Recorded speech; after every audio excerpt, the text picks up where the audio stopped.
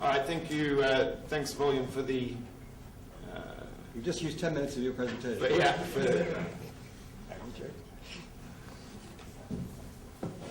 For the invitation. Yeah, this is going to be a little bit of a change of pace. It's that one there. There was originally going to be another talk about aging enhancement or lifespan enhancement, but then it was cancelled. So hopefully you'll enjoy a slight change of flavour here.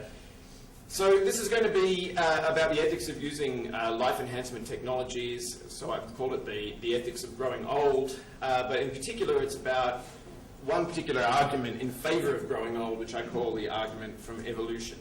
All right. So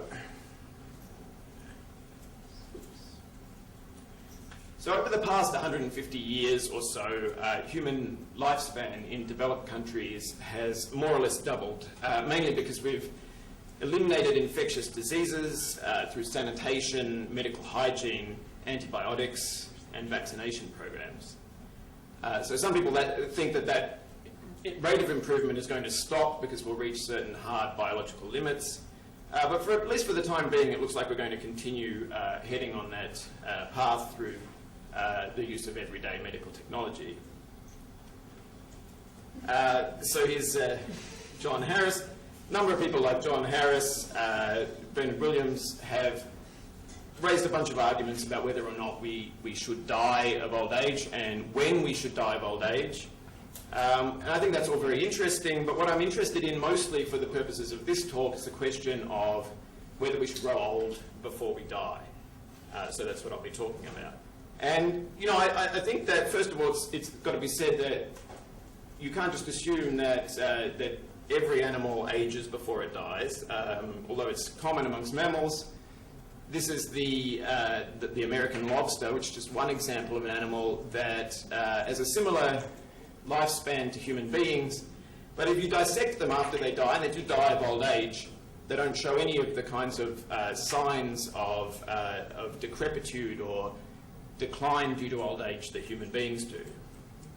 So there are some technologies emerging on the medical horizon that will affect how long we live, and there are other technologies that look like they'll have an effect on how quickly we age before we die. So I'm interested in that. But I think even if we don't come up with some kind of radical gene technology or similar enhancement to eliminate the process of aging, we'll still make some progress against aging with ordinary methods of medical technology, right? So there's no reason to think that we're anywhere near these hard biological limits at the moment. So this is just the chance of surviving the year in various different countries since 1950. As you see, is continuing to go up especially amongst people who are very old. In fact, it looks like it's accelerating. So it seems as though people who are very old are doing better and better over time. So there's this idea that we're, in addition to gaining extra years of life, it looks as though we're currently gaining sort of additional years of youth before we die. So I think we need to talk about whether or not we should be intervening against that, whether we should think that it's a good thing, it's a kind of enhancement. So arguments that are in favour of ageing, that are against this kind of process, nearly always draw some sort of link between what's natural and what's good. And they then go on to suggest that, so any attempt to defeat a natural process has to be a move away from that kind of goodness, right? So there's been this a sort of general support in politics and in the popular press for this kind of simple argument, but as Art Kaplan points out, if aging is a natural process, then so is cancer, so is heart disease, so is infectious disease, which are the three main causes of human suffering and mortality. And medicine's in fact all about defeating those sorts of natural things. So if you want to argue in favour of aging by appealing to what's natural, and you don't want to support the total abolition of medicine, then you have to kind of flesh out what makes aging, but not cancer or heart disease, natural, and what makes the natural so construed a good thing. So I've identified three main arguments that take that form. So Leon Kass, he has this argument that that the aging process makes it less painful when people die of old age, or when we die of old age, essentially because we stop relying on elderly people as they become more decrepit and remove themselves from society. So he thinks that it's natural in the sense that we've always aged, and that aging is good because over time we've come to have this sort of emotional or psychological dependence on it. So I don't think that's particularly compelling, mainly because history has seemed to show that as people have gotten more long-lived and have had more youth, we adapted. Michael Sandel has this argument that the proper attitude to take towards biological traits is to hold them in this kind of wonderment as natural gifts. So he's saying that aging is natural in the sense that it's statistically normal, and the normal is, in this sense, is good because there are these sort of various ill consequences flow from medicalizing or devaluing normal aspects of human nature. So another way of putting it is Carol Haber thinks that anti-aging medicines would demean and marginalize the very process of growing old.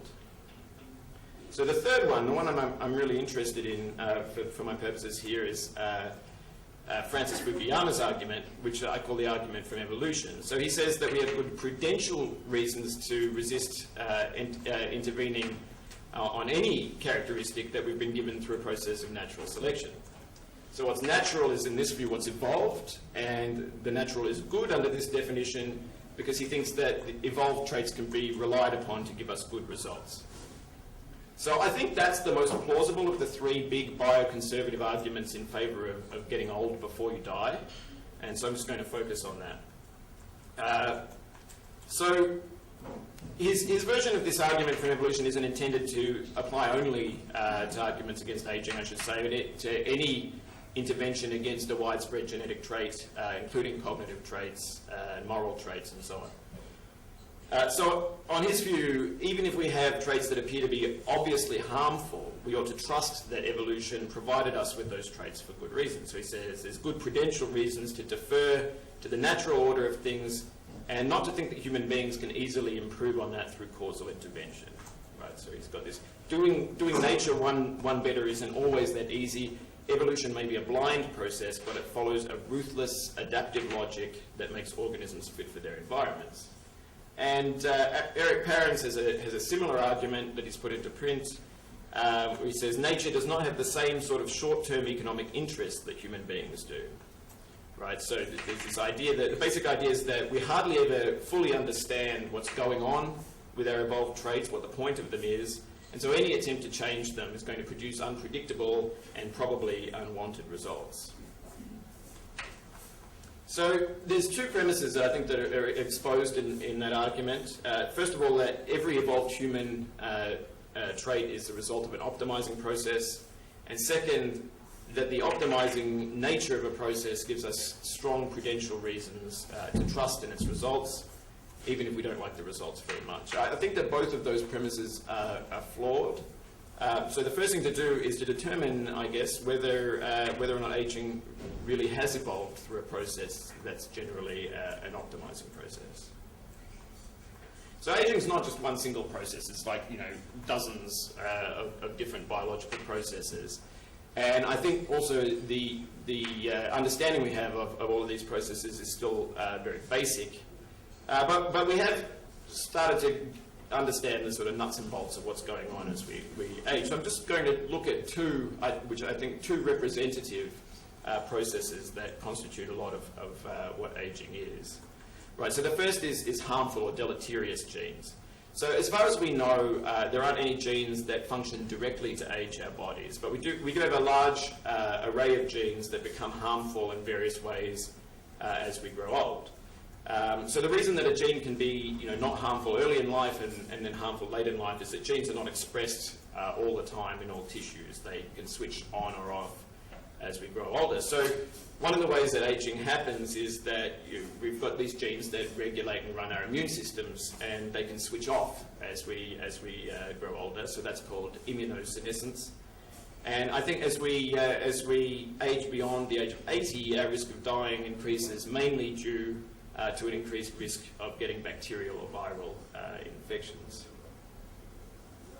There's also disease genes, which are genes that don't switch on until late in life, like the breast cancer gene. And you can have different versions of the same gene that become active at different ages. So, for example, in this chart, you see the apolipoprotein E, ApoE gene has this common variant, epsilon 4, that can basically halve the age at which you're most likely to get Alzheimer's disease. So as well as genes that allow the emergence of acute diseases like infections, cancers, Alzheimer's disease, we've got genes that activate late in life or that deactivate late in life to produce chronic low-level effects that are not categorized as diseases, that we just think of as the natural aging process. So, for example, our bodies have the ability to express pro-inflammatory cytokines, which is part of this inflammatory response that your immune system uses to attack pathogens. And as we age, those genes become dysregulated and overactive, so you wind up getting chronically inflamed, and that's like a huge part of why we get various age-related problems like arthritis, atherosclerosis, dementia, osteoporosis, heart disease.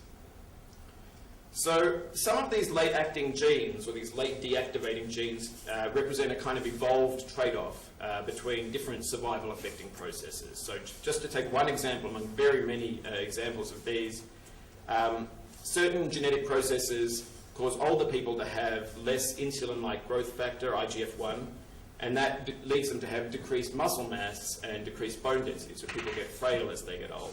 But it also has the effect of inhibiting the growth of cancerous tumours, right? So if you're a proponent of the argument from evolution, like Fukuyama, you probably argue that this is a kind of a trade-off that is a perfect example of evolution's blind logic.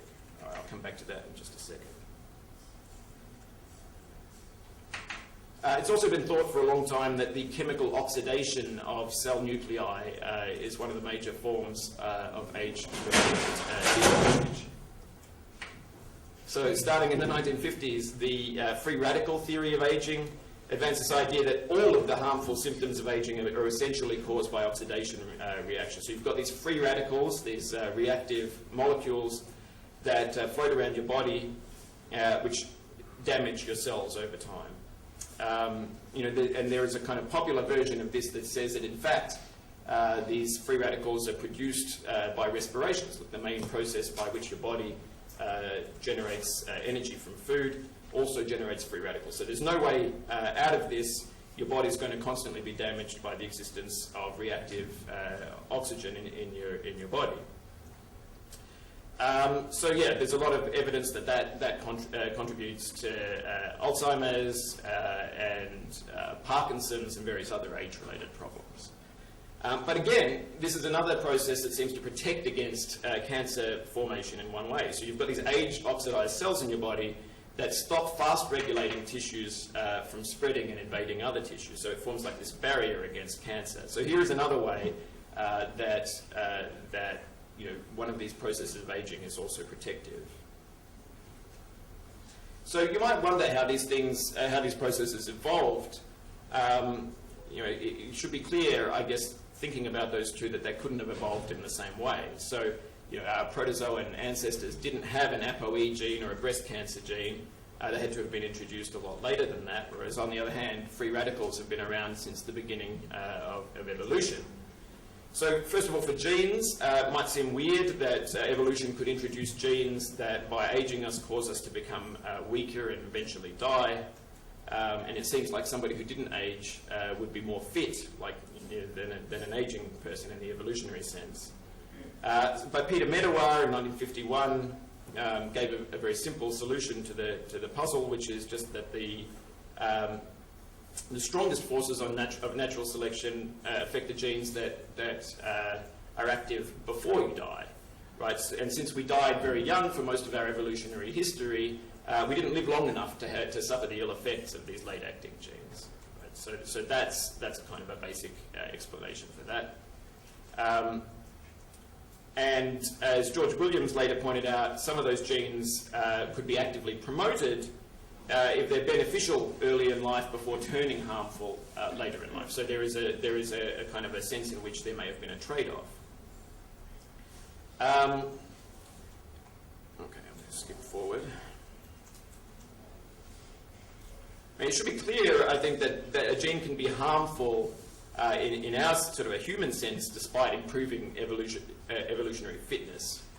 So the individual's chance of contributing genes to the next generation are basically independent of our concepts of harm and health, which we define in terms of sort of human norms and human goals.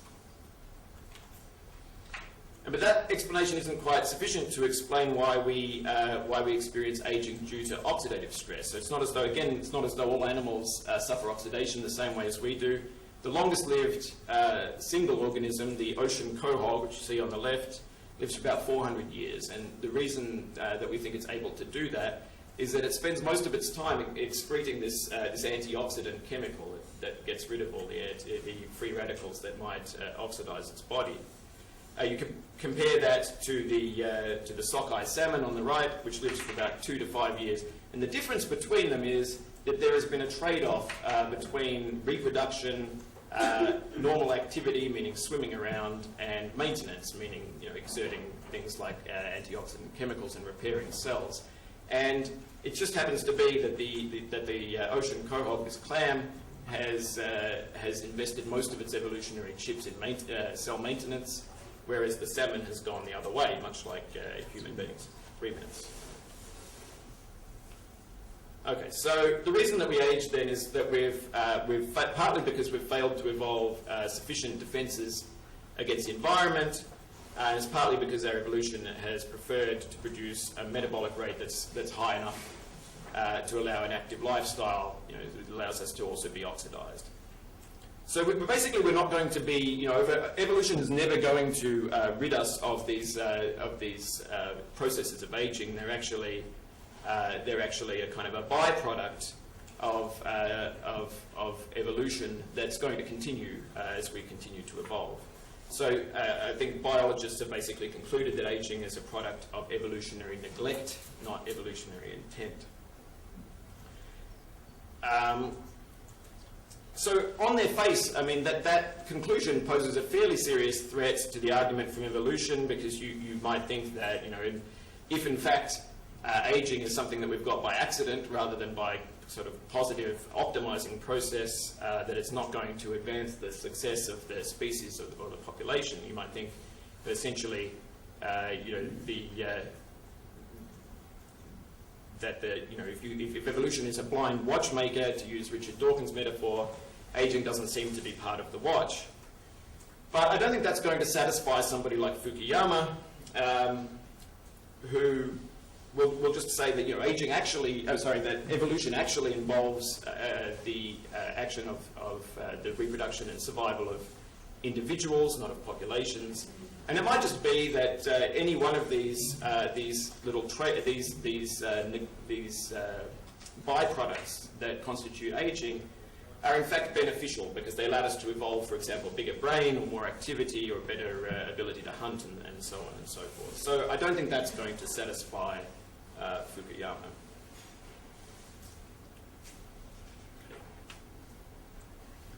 So one argument that a number of authors have made concerns the concept of fitness. So they've said that we can't just equate the goals of evolution with our prudential goals, since individual fitness in the evolutionary sense often fails to correspond to the qualities that we value as human beings. This is one of Alan Buchanan's points.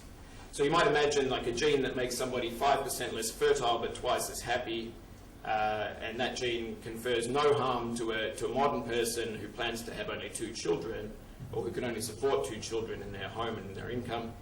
But for the vast majority of human history and evolutionary history, the gene would have been selected against, right? So most modern humans who don't wish to go anywhere near their reproductive potential would prefer to have this gene and be happier.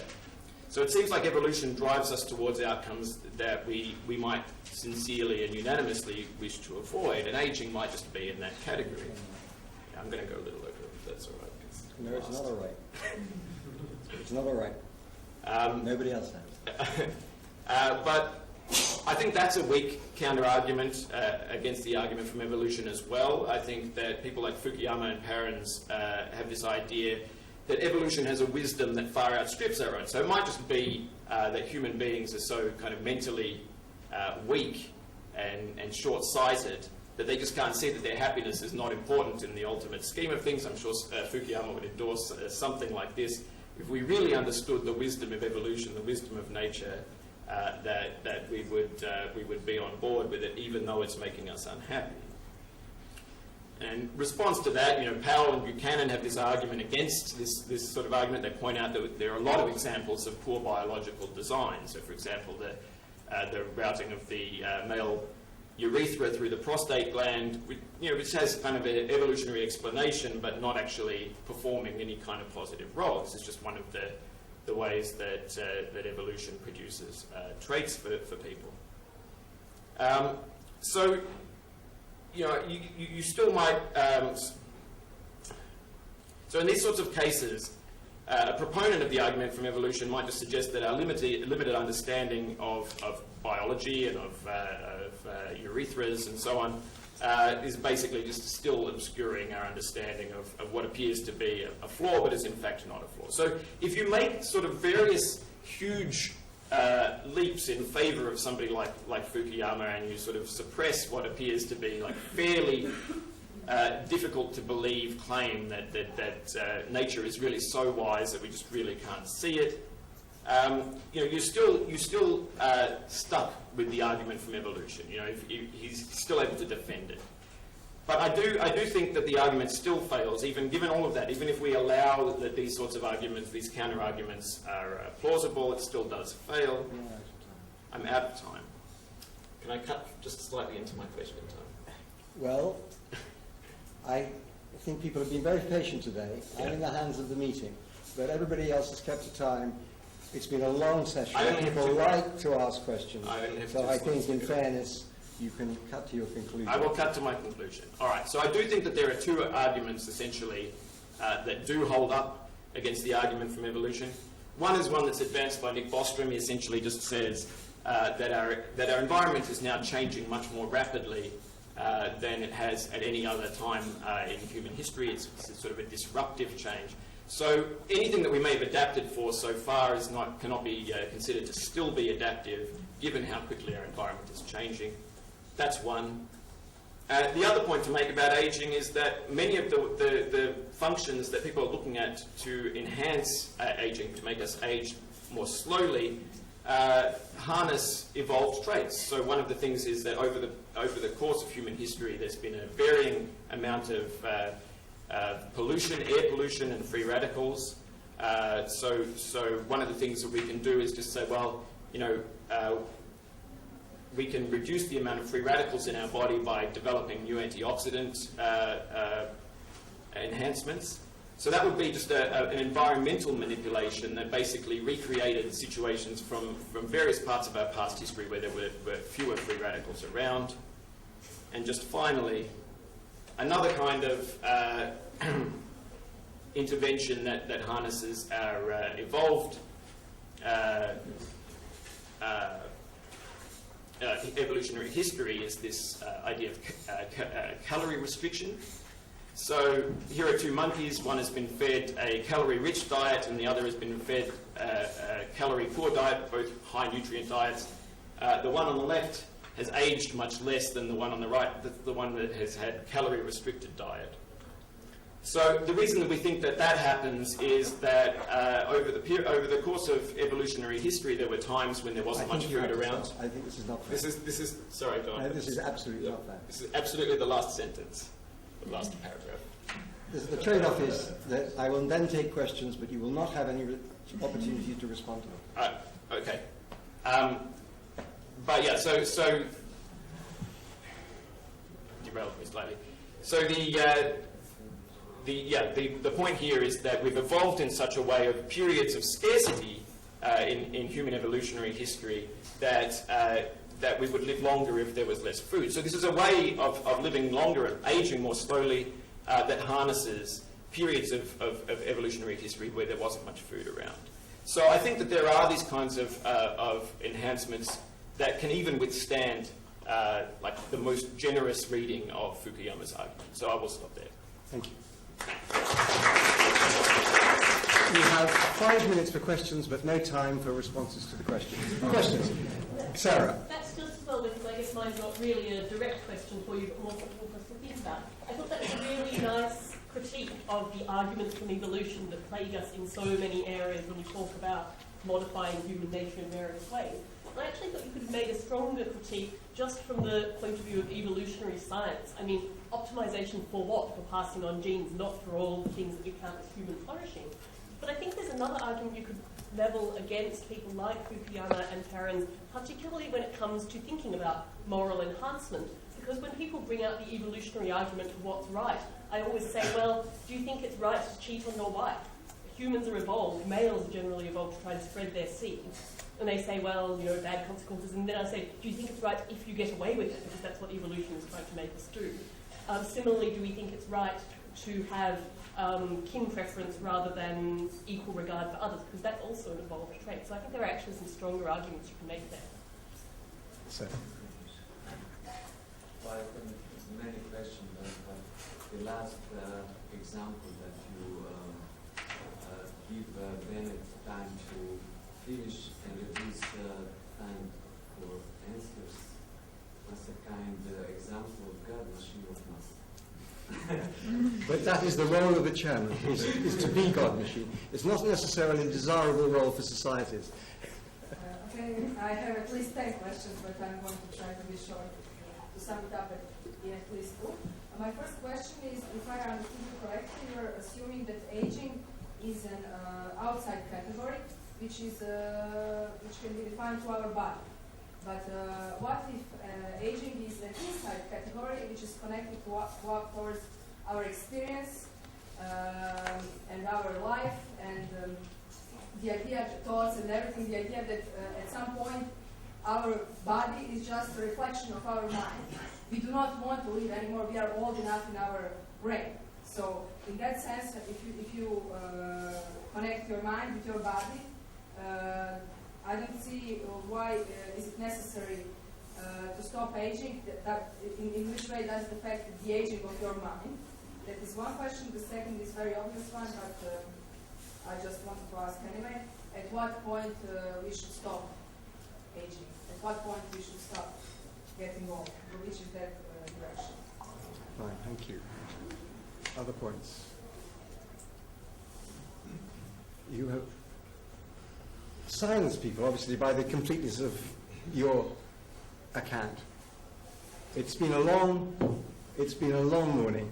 Thank you all very much. I think it's been an absolute tribute to the